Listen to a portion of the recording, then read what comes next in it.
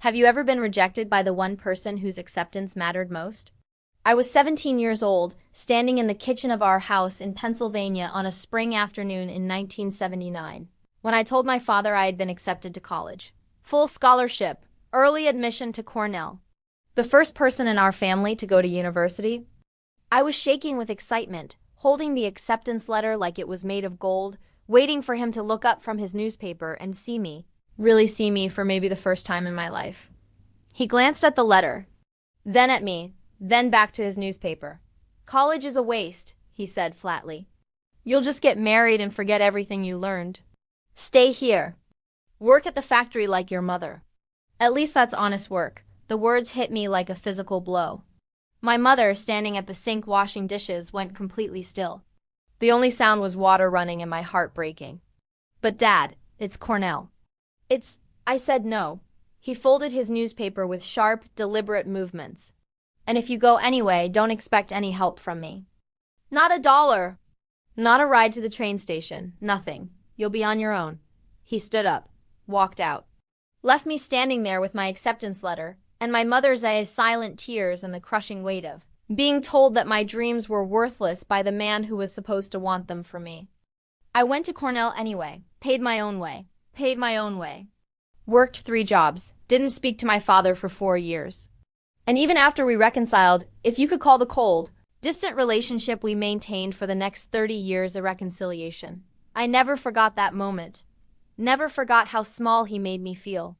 Never forgot that when I needed him to be proud of me, he chose cruelty instead. Before I tell you why that moment changed everything, let me take you back. My father, Joseph Patrick Donnelly, came home from World War II in December of 1945. I wasn't born yet, wouldn't be born for another 14 years. But I grew up in the shadow of that war, even though it ended before I existed. It shaped everything about him. Everything about our family. Everything about the man who would eventually tell his only daughter that her dreams were worthless. My mother married him in 1948, 3 years after he came home. She was 19, he was 26. She told me once, much later, that he had been different when they met. Quieter than other men, but kind. Thoughtful. He worked at the steel mill, saved his money, treated her with respect. She thought the war had made him serious, mature, ready to build a stable life. She didn't realize until after the wedding that serious and broken are 2 different things. I was born in 1962. The only child. My mother said she had wanted more children, but something about my birth had been difficult. And the doctor said no more pregnancies. So it was just the 3 of us in that small house on Oakwood Street, my father working the night shift at the mill, my mother working days at the textile factory, and me shuttling between my grandmother's house and Mrs. Patterson's. Next door, always waiting for parents who were too exhausted to be present. My father was not a warm man. He didn't hug, didn't play, didn't tell stories or jokes or offer the kind of casual affection I saw other children receive from their fathers. He was reliable in practical ways. He paid the bills, fixed things that broke, made sure we had food. But emotionally, he was a locked door no one had the key to. But it was more than distance. There was an edge to him. A cruelty that would surface unpredictably, like a knife hidden in a drawer you thought was safe. He would say things that cut deep and precise, targeting the exact spots that would hurt most. When I struggled with math, he called me stupid. When I cried, he called me weak. When I tried to share my interests, books, art, dreams of seeing the world, he dismissed them as childish fantasies that would only lead to disappointment. My mother said he didn't mean it. Said he had been through things in the war that made it hard for him to be soft.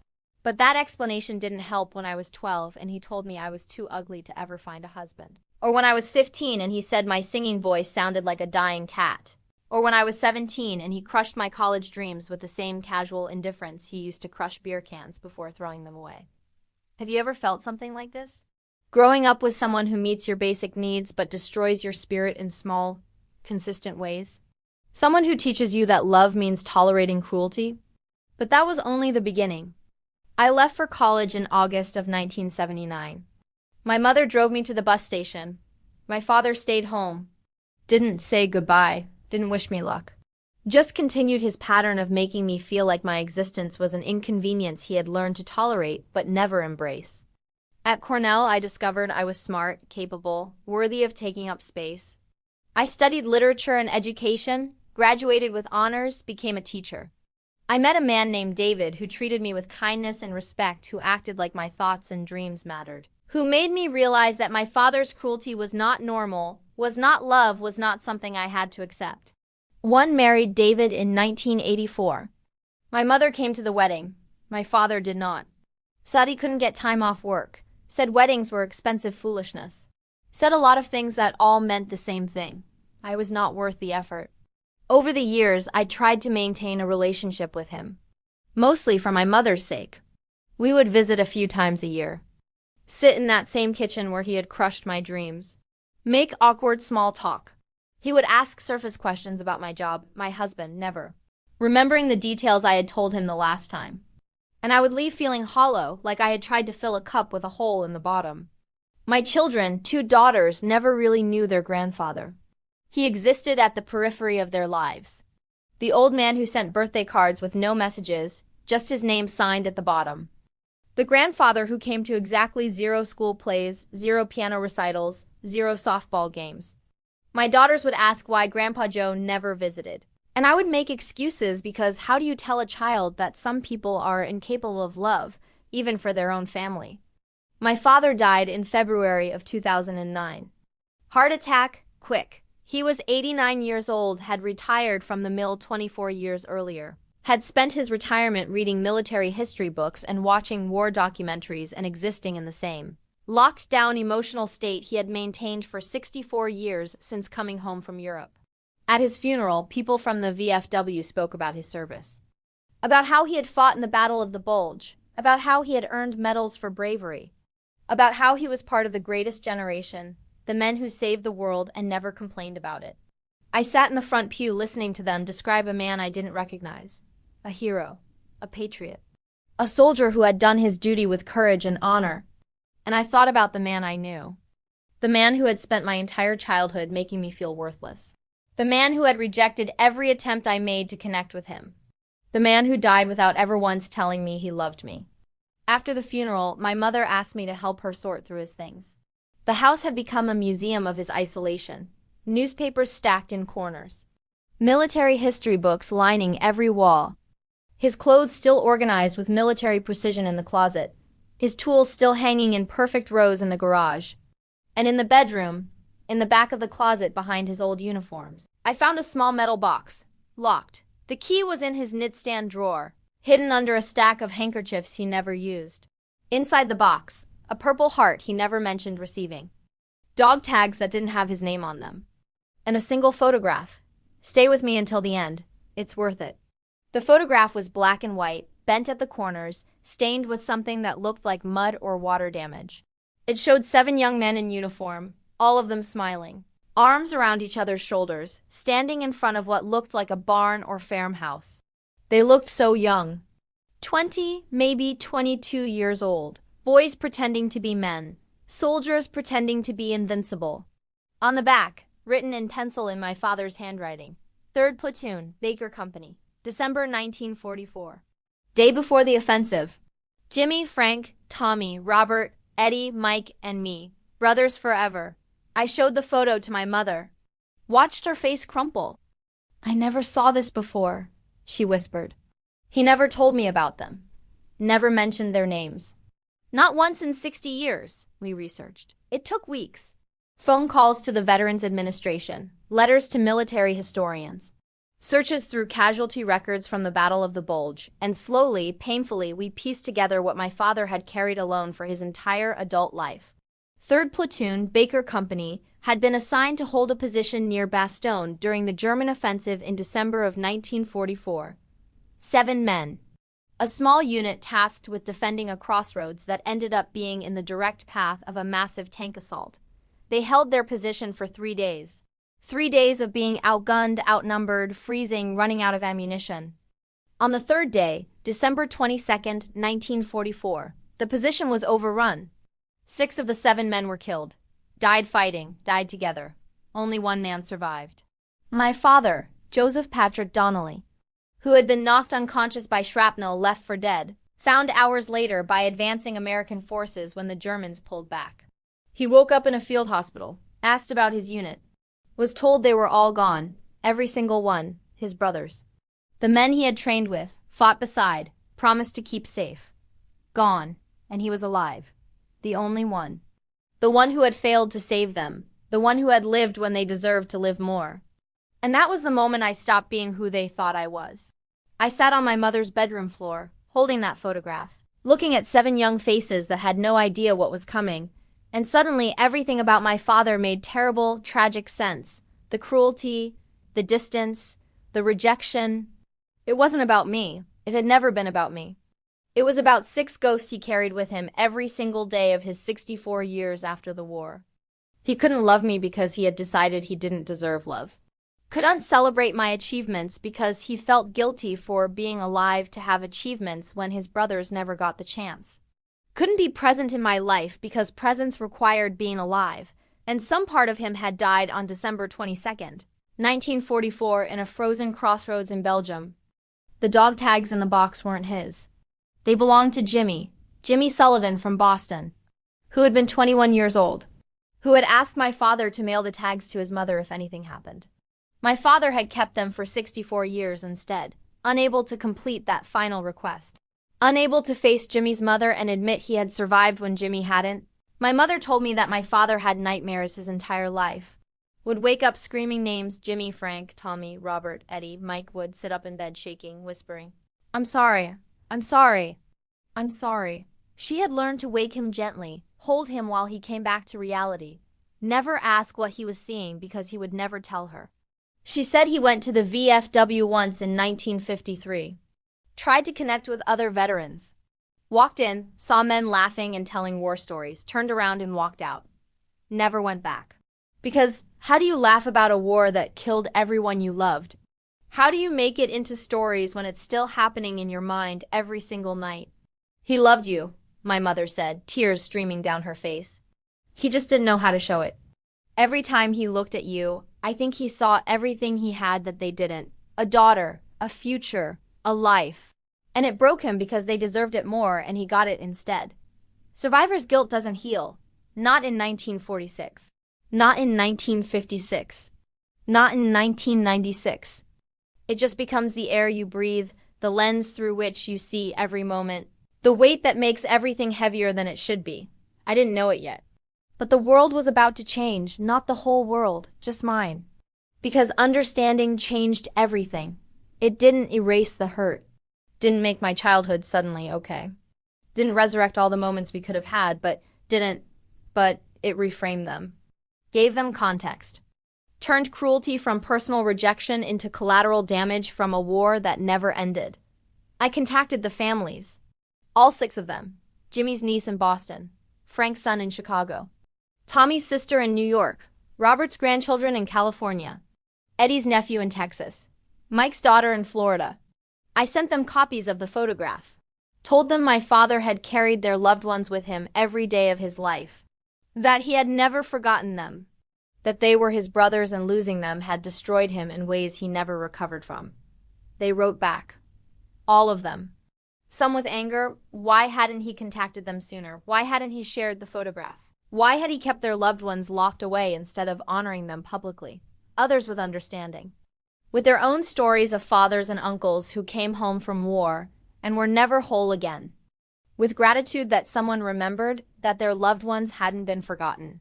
Jimmy's niece sent me letters that Jimmy had written home before he died. In one of them, dated December 15, 1944, a week before the offensive, Jimmy wrote, "Joe Donnelly is the best man I've ever known.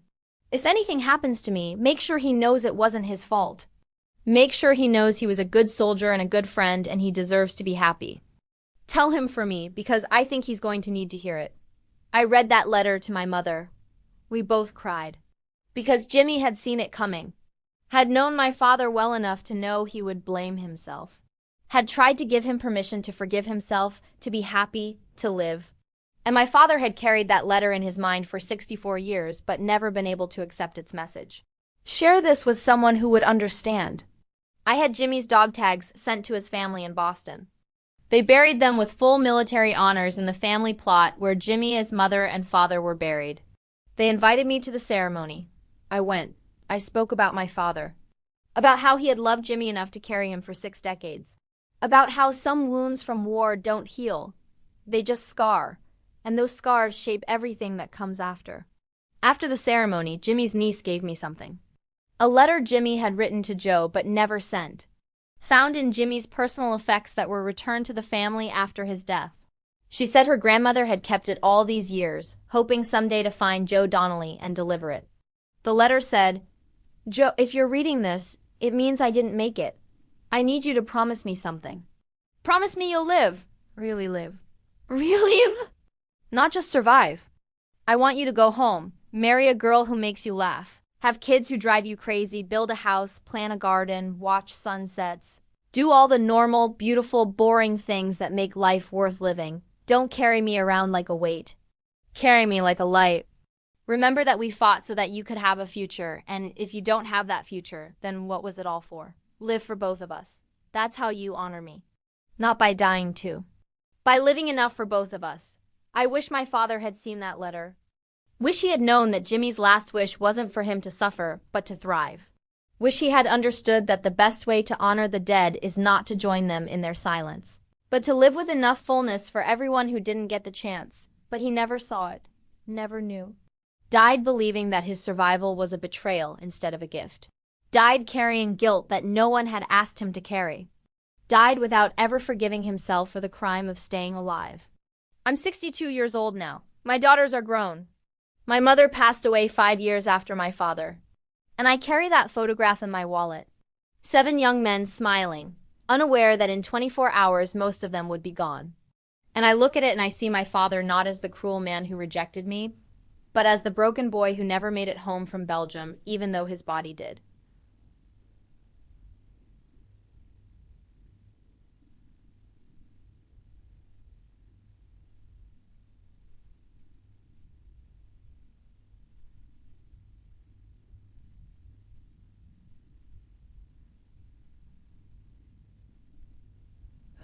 Oh, because they earned it. Was the cruel man as the broken boy. Oh,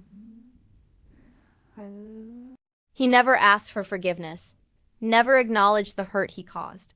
But I forgave him because understanding made forgiveness possible. Because I realized his cruelty wasn't about me, was never about me.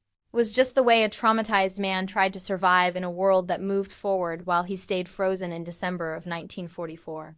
And I learned something important. I learned that sometimes the people who hurt us most are themselves the most hurt. That cruelty often comes from pain, not malice. That the wars we think are over continue for decades in the hearts of those who survived them. That healing isn't always possible, and sometimes the best we can do is understand why healing never happened. My father survived World War II, but he never healed. The photograph proved it. Kept hidden, carried in secret, looked at in private while the rest of us wondered why he couldn't just be normal. Be present, be the father and husband and grandfather we needed. He couldn't be those things because he was still being a soldier, still holding that position near Bastogne. Still trying to save 6 men who were already gone. Still believing that his survival was something to apologize for instead of something to honor by living fully.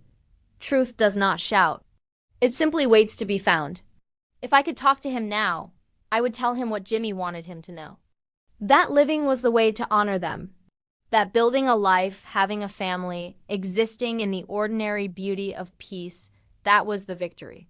That every day he survived was not a betrayal, but a testament to why they fought.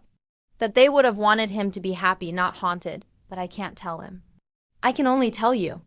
And I tell you this, if someone in your life is broken, is cruel, is distant, is locked away in some unreachable place, maybe they're still fighting a war you can't see. Maybe they're carrying a weight you didn't know existed. Maybe their rejection of you has nothing to do with you and everything to do with battles they never came home from. Understanding doesn't erase the hurt, but it transforms it. Turns it from a wound that defines you into a scar that tells a story. And sometimes that's the best kind of healing we can find. If stories like this remind you what dignity feels like, subscribe. You belong here. And don't miss the next story. It is something truly unforgettable.